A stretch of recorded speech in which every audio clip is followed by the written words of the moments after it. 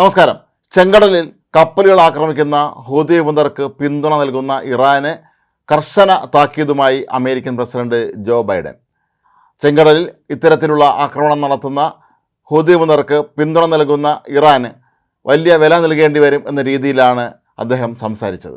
ഞങ്ങളുടെ ആളുകളുടെ സുരക്ഷ ഞങ്ങളെ സംബന്ധിച്ച് വളരെ പ്രധാനമാണ്.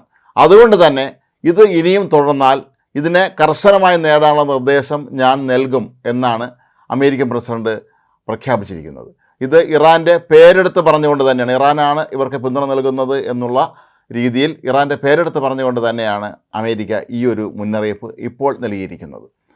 ഹൂതി മുതൽ കഴിഞ്ഞ കുറേ ദിവസങ്ങളായി വീണ്ടും അതുവഴി പോകുന്ന കപ്പലുകളെ ആക്രമിക്കുന്ന പതിവ് തുടരുകയാണ്. കഴിഞ്ഞ ദിവസം ഒരു കപ്പലിന് നേർക്ക് ഉണ്ടായ ആക്രമണത്തിൽ 3 പേർ കൊല്ലപ്പെട്ടിരുന്നു. ഇതിൽ ഒരാൾ ഇന്ത്യക്കാരനാണെന്നും സൂചനയുണ്ട്. ഇപ്പോഴും ചെങ്കടലിൽ അമേരിക്കൻ നാവികസേന അവരുടെ നിരീക്ഷണം ശക്തമാക്കിയിട്ടുണ്ട് എങ്കിൽ പോലും കപ്പലുകൾക്ക് നേർക്ക് ഹൂതി വിമതർ ഇപ്പോഴും റോക്കറ്റുകളും മിസൈലും ഒക്കെ തന്നെ അയക്കുന്നത് അമേരിക്കൻ സർക്കാരിനെ ഉത്കണ്ഠയിലാക്കിയിട്ടുണ്ട്.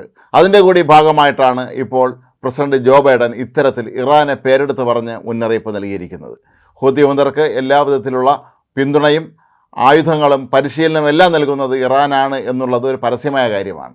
അതുകൊണ്ട് തന്നെ ചെങ്കടലിൽ ഇനി ഇത്തരത്തിലുള്ള ആക്രമണങ്ങൾ ഹൂതി വിമതർ തുടരുകയാണെങ്കിൽ ഇറാൻ അതിൻ്റെ വില നൽകേണ്ടി വരും എന്ന് തന്നെയാണ് പ്രസിഡന്റ് ജോ ബൈഡൻ ഉദ്ദേശിക്കുന്നത്.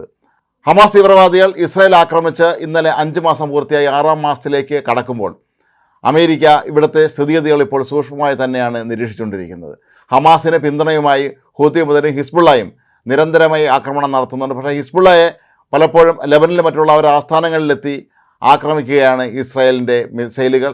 അതേസമയം ഹൂതി വിമതരാകട്ടെ ചെങ്കടലിൽ അമേരിക്കൻ സൈന്യമാണ് നേരിടുന്നത്.